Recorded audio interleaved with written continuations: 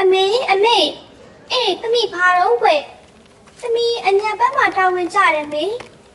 တော်သေးတာဗောသမီးရဲ့အရက်မွေးလို့ဒါဗောမေရဲ့နောက်တစ်ပတ်လောက်ကြာတော့တာဝန်ကြတဲ့မျိုးလေးစီကိုအတန်25နှစ်ပဲရှိသေးရဲ့ဆီယမအပြုံးကရှောက်လာခဲ့ရှာငယ်လေးစီကိုရောက်လာတော့တောင်းဆီယမကြီးနဲ့အခြားသောဆီယမတွေကလာကြိုးကြတယ်မင်္ဂလာပါဆီယမလေးဟုတ်ကဲ့မင်္ဂလာပါကျမအပေါ်လုံးနဲ့မိတ်ဆက်ပြီးတော့ကျမနေရမယ့်အခန်းကိုမေးလိုက်တယ်။ကိုလေးအကြောင်းကြီးကျမနေရမယ့်အခန်းပြပေးပါလားခရီးပန်းလာဆိုနားချင်လို့အေးဆီယမလေးရေးဆီယမစကားကောင်းတယ်လို့မေးနေတာဟုတ်ကဲ့ရပါတယ်။ဆီယမတီယာဒါကမေရဲ့အခန်းပေါ်တဲ့ဆီယမအပြုံးနဲ့ဟုတ်ကဲ့ဆီယမဒါလေးအပြုံးကျမဆီယမတီယာနဲ့အခန်းလေးကိုရောက်လာခဲ့အပြုံးအစ်စင်နာနော်ဒါနဲ့တီးတာမတရားမှတ်တမ်းပါရောကြောက်ကြီးပြောတာကြားမိရတော့10တန်းကိုကြားမိရဲ့။အော်ကျေးဇူးပါတီးတာကြားပါတယ်အပြုံးရဲ့နောက်တနေ့မနေ့မှာတော့ကျမစာသင်ခန်းကိုရောက်လာခဲ့တယ်။ကျမနဲ့ကြောက်ကြီးကိုမြင်တော့ကျောင်းသားတွေကမင်္ဂလာပါဆရာမထားကြတာတို့ဒါကမင်းတို့ရဲ့ဆရာမအပြုံးနဲ့မှတ်ထားကြနော်။ဟုတ်ကဲ့ပါဆရာမ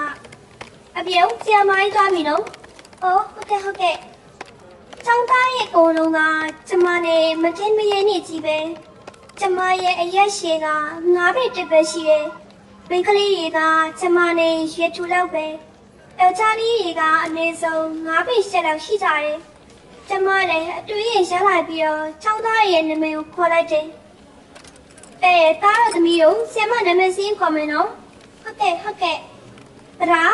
ရှိပါတယ်ကျန်စီရှိပါတယ်ကျမလည်းမိန်းကလေးနာမည်ပေါ်ပြီးတော့ယောက်ျားရဲ့နာမည်ခေါ်လိုက်တယ်ဝေရောက်ရှိပါတယ်ဗျအောင်သူရှိပါတယ်ဗျတိတ်ရှိလားအဲ့ဒီခါမှာတော့ကျောင်းသားတယောက်ကဆီယမသူမလာဘူးဗျ2ရက်ရှိပြီဘာလို့လဲသားရဲ့သူကအဲ့လိုပဲဆီယမတောင်းဆောင်နေတပတ်ကို2ရက်3ရက်ကအမြဲတက်တယ်သူရှင်းလည်းမတက်ဘူးသူ့ရဲ့မိဘတွေကရောသူ့မှာကမိဘတွေမရှိတော့ဘူးဆရာမဦးလေးရဲ့နေတာ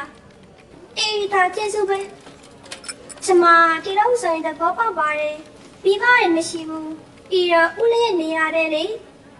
ကဲစားထုတ်ကြနော်ဟုတ်ကဲ့တနေ့တာစားတင်ပြီးတော့နားနေခံကိုပြန်လာခဲ့အပြောင်းကိုရေချုံးမယ်လေဒီလားကျမအကျဉ်းတစ်ခုရသွားတယ်ပြည်နာကဒီကျောင်းမှာလုံနေရကြပြီဆိုတော့ကျမဟဲ့သက်ဆိုတဲ့ကောင်းလေးကျောင်းမေးလိုက်တယ်။ပြည်နာပြောနေငါတင်နေတဲ့အခန်းကဟဲ့သက်ဆိုတဲ့ကောင်းလေးကိုသိတာပေါ့ဟဲ့အဲ့ဒီကောင်းလေးကတရားလုံးမစောပဲ။ဘာလို့လဲသူကအရက်ဆိုပါလေသူတွေကလည်းရသမားဆိုတော့အချင်းဆိုးတွေကအတက်ကောင်းတက်တာပေါ့ဟာပြီးတော့အဲ့ဒီကောင်းလေးကစောက်တခြားလွှဲတော်တယ်သူကမလုံးလို့လေသူရှင်းလည်းမတက်ဘူးပတ်စံမရှိလို့လားရှိတာဘောကသူမိဘရဲ့သူ့ပေးပေးပိုင်းနေရအများကြီးပဲအခြားဟာတွေလည်းရှိသေးတယ်အဲ့ဒါဘယ်သူလုပ်ပေးတာလဲဒီကမှာသူ့အမေရဲ့ညီမအရင်တယောက်ရှိသေးတယ်လေသူကအတိုးပေးချတာအဲ့ဒီမားကပဲဆောက်ရှောက်ပေးတာပေါ့လူတွေကိုငားတယ်ပိုင်းတွေကိုထိမ့်သိမ့်ပေးတယ်ကနကပြောရဲဦးလေးဆိုတာကသူ့ရဲ့အပြေဘက်ကအော်မနာလေကျေးဇူးပဲတီတာကျင်ညာကျမအဲ့လိုမပြောဘူးဟဲ့တဲ့ဆိုတဲ့ကောင်လေးကိုကျမတွေ့ချင်တယ်ဒီလိုနဲ့ပဲနောက်တဲ့နေ့ကိုရှောက်လာတယ်ချင်းမိုးချိုးအဖြူအစိမ်းကိုကြားနောက်စာဝတ်ပြီးတော့ကျောင်းတော်ကြီးရဲ့ကိုလာခဲ့တယ်အခန်းထဲကိုရောက်တော့မင်္ဂလာပါဆရာမမင်္ဂလာပါကွယ်ကျမလည်းထုံးဆက်အတိုင်းကျောင်းသားတွေကိုနာမည်စီးခေါ်တယ်ဟဲ့တဲ့ရဲ့နာမည်ကိုရောက်လာတော့ဒီနေ့ရောဟဲ့တဲ့ဆိုတဲ့ကောင်လေးကမလာဘူးလားဟုတ်တယ်ဆရာမမလာဘူးဗျဟုတ်ကျမတပ်ပင်းတစ်ချက်ချမိတယ်တဲ့စားရတဲ့ထုံးကြဟုတ်ကဲ့တနေ့တောင်စားနေပြီးတော့ကျမအဆောင်ကိုမပြန်သေးပဲနဲ့ကျောင်းကိုကြီးစီခဏသွားခဲ့တယ်ဆရာမပြောပါလားလာလေဟုတ်ကဲ့စားတဲ့ရတာကိုအဆင်ပြေရတာပြောပြပါရင်ဒါနဲ့ဟင်းတဲ့ဆိုတဲ့ကောင်လေးကြောင့်ပြောချင်လို့ပြောလေသူဒီတော့ကြောက်ရတာသူ့ရဲ့အုပ်တွင်းသူနဲ့စကားပြောကြည့်ဘူးလားဆရာမကြီး အမေအတိုင်းပြောရရင်တော့ဆရာမကြီးတို့ကျောင်းမှာရှိနေတဲ့ဆေးကြီးရဲ့အရာဝတ္ထုတွေတောင်မှတခြားလုံးရဲ့ပုံချစိတ်တွေကသူ့မိဘကိုခဲ့ခဲ့တာရှိပဲအပြုံးရဲ့သူ့ရဲ့မိဘတွေမစိုးခင်ကဆရာမကြီးစီရောက်လာဘူးတဲ့သူ့ရဲ့သားလေးကအလိုလိုက်ထားတာစိုးရတယ်လေအလုံးကိစ္စအတွက်နေဘက်ကိုသွားနေတဲ့အချိန်မှာသူ့ရဲ့သားလေးကိုအဖက်ဖျားစေတဲ့ဆရာမကိုပတ်သွားတာတမန်ကောင်းချင်တော့အဲ့ဒီကြီးပါပဲပေါမောက်ပြီးတော့မိဘနှစ်ပါးလုံးကဆုံးမသွားခဲ့တယ်အဲ့ဒီနောက်ပိုင်းမှာတော့ဟိတ်တဲ့ကပိုဆူပုံမိတ်လာခဲ့တာပဲအော်စိတ်မကောင်းစရာပါလားအပြုံးဆရာမကြီးစင်းနေလောက်ဆရာရှိသေးတယ်အားမဲအောင်ပါလေမမေးတော့ပါဘူးကျမလည်းပြန်တော့မယ်အကုန်ထိခဲ့ရတဲ့နောက်ပိုင်းမှာကျမအယံဝမ်းနဲ့မိသွားတယ်ဟာနောက်တနေ့မနက်မှာတော့ဟဲ့တဲ့ဆိုတဲ့ကောင်လေးကိုတွေ့ရဖို့အတွက်ကျမမျှော်လင့်မိရင်ဟာဒီနေ့ကျမမိုးကရွာနေအခြားဆရာမတွေကအကုန်ကြောင်းဝင်သွားပြီမထူးပါဘူးလေပြေးသွားလိုက်မယ်ဟဲ့ကျမတောင်းဝင်နေကိုပြေးဖို့လုပ်နေတဲ့အချိန်ကျမရဲ့ခေါင်းပေါ်ကိုထီမီကိုရတဲ့ချောင်းကမိုးကပိတ်ထားတဲ့ကျမမိုးချလိုက်တော့အသားညွန့်ညွန့်ရေခုံးဝင်းထူထူအတိုင်းမွေးလေးတွေနဲ့ထီရောက်ခိုင်ထားတဲ့လက်ကလည်းတောင်စိတ်အင်းကြီးကိုတောင်စိတ်အထီခုတ်ထည့်ထားတဲ့အတွက်လက်မောကတက်သားတွေကအထင်ရှားမြင်နေရတယ်ကျမအောက်ကိုကြည့်လိုက်တော့ပတိပါဖက်နဲ့အမဲရောင်ကိုစီးထားတယ်အရက်ကလည်းကျမထဲကောင်းတဲ့လုံးစားထဲပူရှိတယ်အော်ကျေးဇူးပါမင်းရဲ့ဖက်နဲ့တွေစောက်ကုန်ပြီရှားပါရဲ့ဗျာကျမသွားရအောင်လေချီတာနှစ်ယောက်လုံးကုန်မလုံးတာကြောင့်ကျမသူ့ရဲ့ရေခွင်းထဲကိုရောက်မှတက်တိုးမိသွားတယ်ကျောင်းပြီဆရာမကျေးဇူးပါဒါနဲ့မင်းကကျွန်တော်က10ရန်ကပါနာမည်ရဟိမ့်သိနောက်ဆုံးတော့ကျမတွေ့ချင်နေတဲ့သူကိုတွေ့ဆက်ရပြီ။အိုးဆရာမကမင်းရတမ်းမှသိနေတဲ့ဆရာမပါ။အဲ့ဆိုကျွန်တော်ဆွဲချက်ပေးပါဗျာ။ယူရပေးမယ်။ချပါ။ကျမစကားတော့မဆုံးသေးဘူး။ဆွဲချင်းကိုယူပြီးတော့သူကသွားပြီးကျမအခန်းထဲကိုရောက်တော့သူကစပွဲပေါ်မှာဆွဲချင်းကိုထားခဲ့ပြီးတော့သူ့ရဲ့နေရာမှာသွားထိုင်နေတယ်။ကျမလည်းနမေစီးနဲ့ခေါ်ပြီးတော့ဒီနေ့ကလူတွေစုံနေတော့စောင်းတွေထုတ်ကြတော့ဟုတ်ကဲ့အဲ့ဒီအချိန်ဆီယမပီယာကရောက်လာတယ်အပြုံးရေကျောင်းကြီးစီဝေးတဲ့ဟဲ့လာပြီကျမလည်းကျောင်းသားတွေကိုစာပြီးခဲ့ပြီးတော့ထွက်လာခဲ့သူစုံတာနဲ့ဆီယမကြီးကအချကိစ္စတော့မဟုတ်ပါဘူးကျောင်းသားတွေရဲ့ဖေစာရက်တွေကအေးရနေရင်ဆယ်ရခမ်းမှာတော့ဆီယမအပြုံးတေချာနဲ့နားထောင်ပေးပါဟုတ်ကဲ့ဆယ်ထဲမှာအောင်မတ်တွေကတီးတီးရနိုင်ပေမဲ့ဟိတ်တက်ပြောင်ကတော့အတော့အားနေနေတယ်။အားကြောင့်ဆရာမအပြုံးကဟိတ်တက်ကိုတီးတဲ့စာပြစေစနေကွယ်။ဟုတ်ကဲ့ရပါတယ်။အစီအဝေးပြီးတော့ခန်းထဲကိုကျမပြန်လာခဲ့တယ်။ကျမစာပြတင်နေ။ညနေကြောင်းစင်းချိန်မှာတော့ကျမဟိတ်တက်နဲ့စကားခဏပြောခဲ့တယ်။ဆရာမဘာပြောလို့လဲဗျာ။တောင်းရဆပြီးတော့မင်းတို့အချိန်ကိုသိမယ်။ကြောင်ကျွန်တော်မတက်ဘူးနော်။没有黑的，爸爸没讲他我这吧，真的没讲他这毛线嘛，他那么这个，没线嘛，你啥时候呢？来看给吧，好边，当初那把黑的耶，那时候呢，这买也是靠都来看给，后面的都来看的，结束吧。那等你买了，都快点我这，怎么哪里上嘛被新鲜开的，怎么如也哪里上嘛？လူမြောက်တဲ့အဖျားကောင်းကန်းရှိတယ်။ကျမလည်းစာအစ်စ်ပြင်ချင်တော့နောက်ဆုံးခန်းကိုရွှေ့ခဲ့တယ်။နောက်တစ်နေ့မှာကျမတနစ်တာစာတင်ပြီးတော့ဟိမ့်တဲ့မင်းအိမ်ကိုရလို့ထမင်းစားရချိုးပြီးအမြဲပြန်လာတော့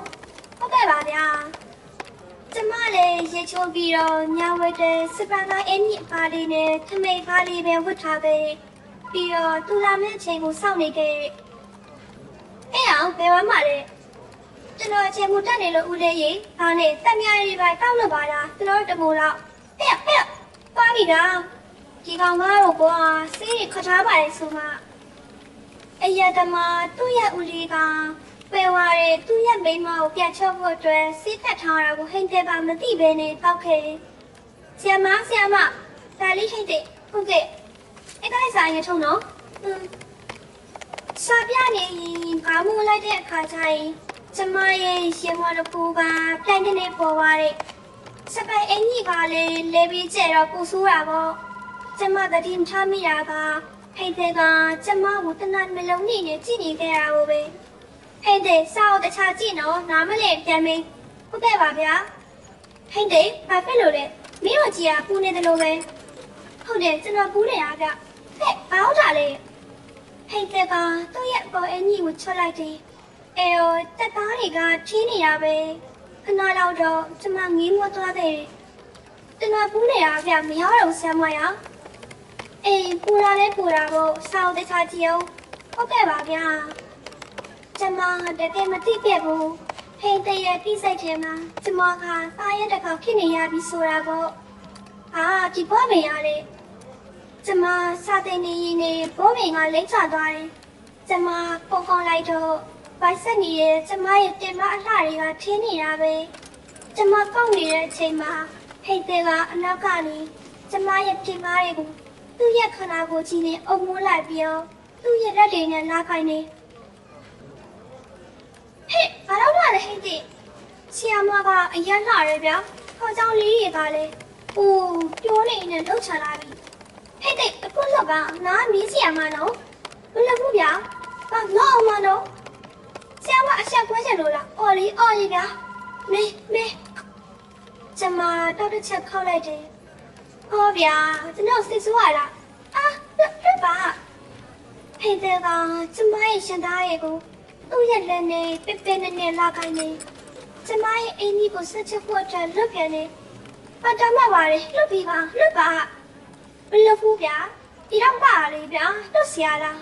ပြောနေရင်တော့တရေကြလာပြီလွတ်ပါလို့ဟိတ်တဲ့ကကျမဝတ်ထားတဲ့စပယ်အင်းကြီးကိုဆွတ်ချွတ်လိုက်တဲ့ကျမရဲ့ဗလာစီယာကိုလည်းကူချွတ်လိုက်တယ်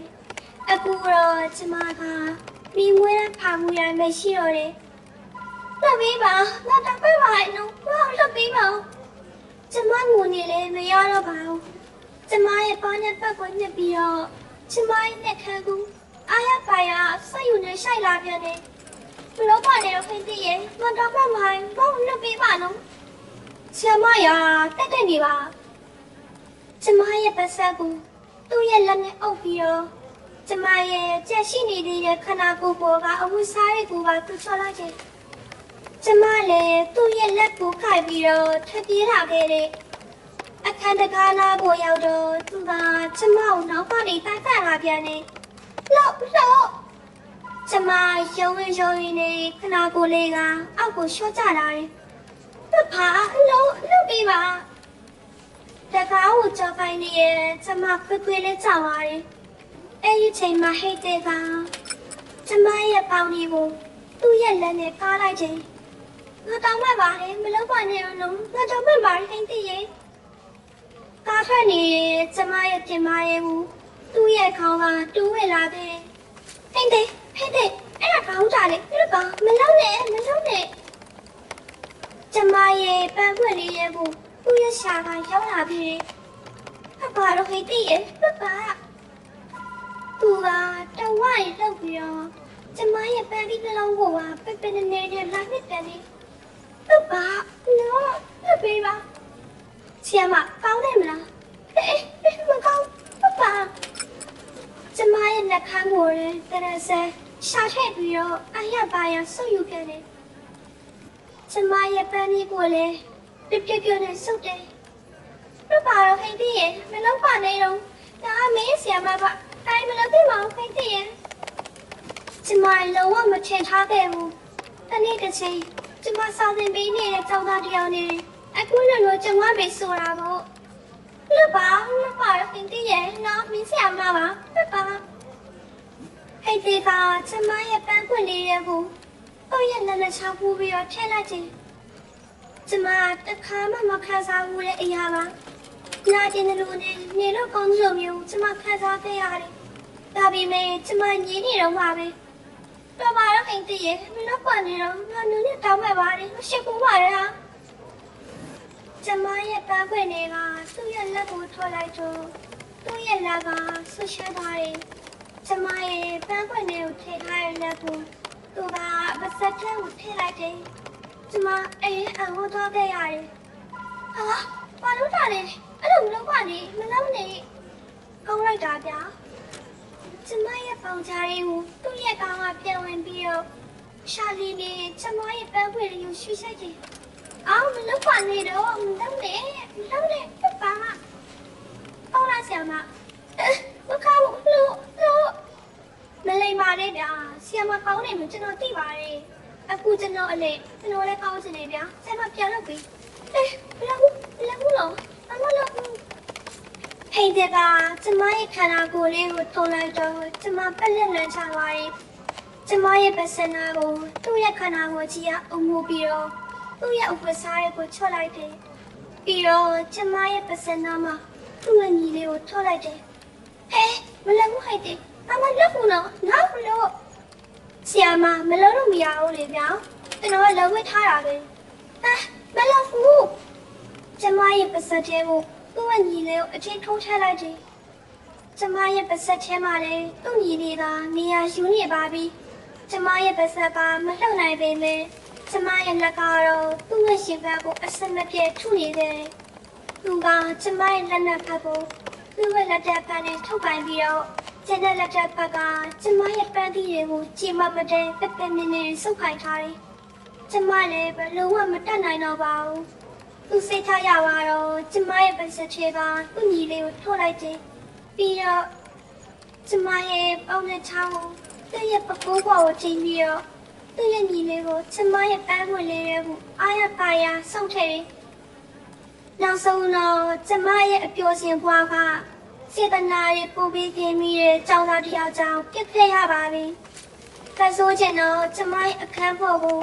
ဒီညစာသင်ပြီးရင်အဲ့ဒီခန်းမှာပဲအိတ်လိုက်မယ်။တနေ့ကျမှပြန်လာမယ်လို့ပြောခဲ့တာပဲ။3 မိနစ်လောက်ကျမကိုပါမကျွလွန်ပြီးတော့သူကကျင်းတတ်သွားပြီလေ။ကျမလည်းမိဝဲပါမွေးရဖြစ်နေတဲ့ခဏကိုအဝိစားတွေပြန်ဝဲလိုက်တယ်။သူကတော့လူချင်တာရမှာတော့အိပ်ပျော်နေပြီကျမလည်းဝမ်းနဲ့စာနဲ့သူ့ရဲ့ဘေးမှာထိုင်နေခဲ့တဲ့မနေ့3 နာရီလောက်မှာတော့သူကနိုးလာတယ်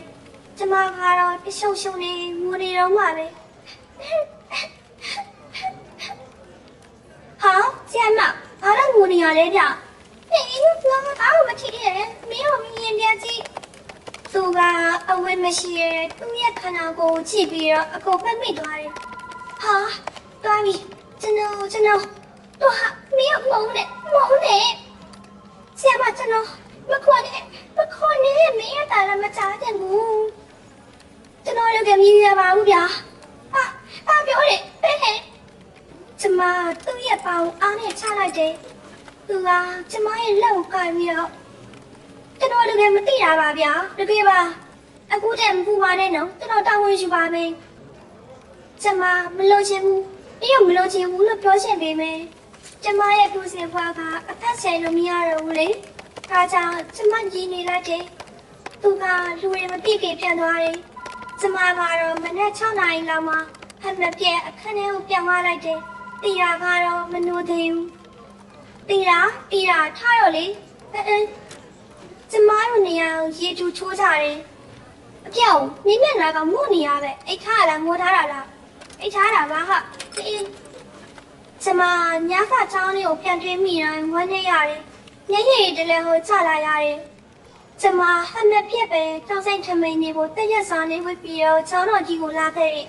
။မင်္ဂလာပါဆရာမ။အေးထားကြ။ကျမဟဲ့တဲ့နေရာကိုကြည့်လိုက်တော့သူကချမ်းမလာဘူး။ဦးလေးကျွန်တော်အမိုင်းကိုကျူးရမိသွားပြီက။နားတိပါရဲ့ကွာမင်းတောက်ခဲ့တဲ့ဖြေရင်မှစိတ်ချစိတ်ရပါတယ်ကွာ။မင်းရဲ့အတင်းထောက်သွားရလေ။ဟောဗျာအဲ့ကြောင်အခုရောမင်းပါလို့မှာလေကျွန်တော်တောင်းဝင်ယူမယ်လို့ပြောခဲ့တယ်အေးခါတဲ့ငါမယုံမယ်မေးလေဘယ်လိုလဲကွာလီကိုတက်တဲ့ညာကကျွန်တော်ဘာမှမသိလိုက်ပါဘူးဗျာဆေးရရှင်ညာအိပ်ပျော်သွားတယ်မရလဲကွာမသိထပ်ဆန်းကြည့်ပေါ့ဟာဖြစ်ပါမလားဖေမင်းမဲယူမှာဆိုထပ်လုပ်ကြည့်ပေါ့ဟုတ်တယ်နော်ကျွန်တော်လုပ်ကြည့်ရမယ်ကျမတနေ့တောင်စာတင်ပြီးတော့အိမ်ကိုပြန်လာခဲ့တယ်ဆရာမကြီးတို့ဘယ်ဝါချောင်းကိုလဲအော် တာတတိမလာတော့အိမ်မာလေးဒီညအချစ်ကပြမှာတော့ကြည့်မလို့လိုက်မလားလိုက်တော့ပါဦးကျမရေချိုးအောင်မေးအေးငေါ့သားပြီနော်ဟုတ်ကဲ့ကျမရေချိုးနေခဲ့ကျမရဲ့နားထဲမှာထိတဲ့တစ်ခုကိုကြားရတယ်လို့ပဲစိတ်ထဲကလည်းမတင်ကြတာလေကျမတက်ကြည့်လိုက်တယ်အနောက်ကိုလှည့်ကြည့်လိုက်တဲ့ချိန်မှာဟဲ့နေဟိတ်တဲ့ကကျမရဲ့ခန္ဓာကိုယ်လေးကိုကြွပြီးတော့အခန်းထဲကိုခေါ်သွားတယ်နောက်ပါလို့ဆရာမကျွန်တော်ရောရှိမှလေးဗျာပြီးတော့ညတော့ကျွန်တော်ဘာမှမမှတ်မိလိုက်ဘူးဗျဘာမှလည်းမခါစားလိုက်ရအောင်အဲ့ဒါဆိုတစ်ခါလုံးကြည့်ရအောင်နော်မလက်ဘူးနော်ထမလက်ဘူးကျမရဲ့ရှိစားထားတဲ့ထမင်းကိုသူကဆွတ်ချလိုက်တယ်ကျမရဲ့မိမွေးဖာဝဲတဲ့လှကိုချိပြီးတော့ဟိတ်တဲ့ကအိုးအရမ်းလာတယ်ဗျာကျွန်တော်ထားလာပြီမရတော့လို့ကျမရဲ့ပန်းပြီးနှလုံးပေါ်ကိုသူ့ရဲ့နှကန်းစုံကရောက်လာခဲ့တယ်ကျမကအော်လေသူကပေါ်လုံးလေးပဲကျမတခုတတိထားမိသွားတယ်ကျမလည်းစိတ်ပါနေခဲ့တယ်ဖြတ်ချင်လာတယ်ပြီးတော့ယူမတူတွေဆိုတော့ကျမလည်းဟစ်တမြအကြောင်းအကောင်းဆိုပြီးတော့ငြိမ်ခံနေလိုက်တဲ့ဟိတ်တဲ့ကကျမရဲ့ပန်းသီးတွေကိုသူ့စိတ်ချလုပ်ပြီးတော့ကျမရဲ့နှကန်းကိုရှာနေအားရပါရဆွယူနှက်ဆိုင်တယ်သူ့ရဲ့လက်ကလည်းကျမရဲ့ပန်းခွေလေးကိုပုတ်တက်နေတယ်ပြီးတော့လက်နဲ့ချောင်းမှထည့်လိုက်တယ်ပြီးတော့ကျမရဲ့ပန်းခွေလေးတွေကိုသူ့ရဲ့ညီလေးကဖြည်းချင်းဝင်လာတယ်ကျမရဲ့ပန်းခွေလေးမကွဲရုံတမင်းအားထည့်ပြီးတော့ပူပြီးတော့လှုပ်လာခဲ့တယ်ကျမလည်းအရင်ကောင်းလာပါပြီကျမလည်းသူ့ညီလေးကိုဖမ်းပြီးတော့ကျမရဲ့လက်နဲ့ရှေ့တုံးအောင်ဆုပ်လှုပ်လိုက်တယ်ပြီးတော့ကျမရဲ့ပါးစပ်ထဲကိုသူစိတ်ကပုံစံကျမလုပ်ပေးခဲ့တယ်။အိုးကောင်းတယ်ကြာ။ဆီယာမကအရင်တော်တာပဲ။ကျမရဲ့ခန္ဓာကိုယ်လေးကိုသူ့ရဲ့ပေါ်ကထားပြီးတော့သူကအောက်ကနေအားနဲ့ဆောက်ထည့်တယ်။ကျမလည်းရှင်ကိုကော့ပြီးတော့ကောင်းနေပြီလားဆီယာမကောင်းနေပြီလား။ကျမကောင်းလို့စကားတော့မှမထွက်တော့ပါဘူး။ကျမတို့ချစ်ချီနူးတဲ့တော့သူပြောလာတဲ့စကားကခွင့်လောက်ပါဆရာမတဲ့လေအခုချိန်မှာကျမသူ့ကိုအပြစ်မမြင်တော့ပါဘူးသူဆယ်ရန်ဖြစ်ပြီးတော့ကျမကိုလာတဲ့တောင်းခဲ့တယ်သူဘက်ကပတ်စံစီးစိမ်အကုန်ပြည့်စုံနေတဲ့အတွက်ကျမရဲ့မိဘတွေကလည်းသဘောတူခဲ့တယ်ကျမတို့သူ့ရမှာမိကရာဆောင်ခဲ့တယ်ပြီးတော့မြို့မှာလည်းဆောင်တယ်ကျမတို့ရဲ့မိကရာဦးညာကတော့နောက်ထပ်7 လ 9 လမှာဖြစ်လို့ရတော့ပဲခါလို့လည်းဆိုရင်တက်ချင်ကြီးကျမတို့ထစ်ချီနူးခဲ့တာကဘာအကားပွဲမှမပါခဲ့ဘူးလေအားကြောင့်ကျမပူဝင်ရခဲ့ဆီယမရကျွန်တော်မနေနိုင်လို့တို့ချင်လို့မိမယူပါရဲဆိုမှအခုမှကြည့်ပါဦးတရားထိုင်နေရလို့ပဲမင်းတော့အဲ့ဒါမင်းကြောင့်လေဟဲ့အခုမှလာပြီးတော့ဆီယမလေးဗျာတဲပါတို့ဆီယမတို့ခေါ်နေတော့တင်များရင်ဖြစ်နေပြီပဲဟာဟုတ်ပါပြီဗျာစစ်တယ်တော့ကျွန်တော်လည်းချစ်ပါတယ်ဆလာလေးကတော့ပြီးဆုံးတော့သွားပါပြီရှင်တောင်းနေဒီမှာလည်းကျမရဲ့ channel လေးကနေအခုလိုမျိုးအမောင်ဆန်လည်းများစွာကိုနေ့စဉ်မှပြန်ပြဆက်ပေးသွားအောင်ပါလားဒါကြောင့်ပရိသတ်တို့ကနားဆင်ပေးကြပါအောင်ရှင်ဆလာတွေဆက်တဲ့အခါမှာလည်းလိုဝက်ချက်တွေရှိတယ်မယ်ဆိုရင်လည်းတောင်းပါအပ်ပါတယ်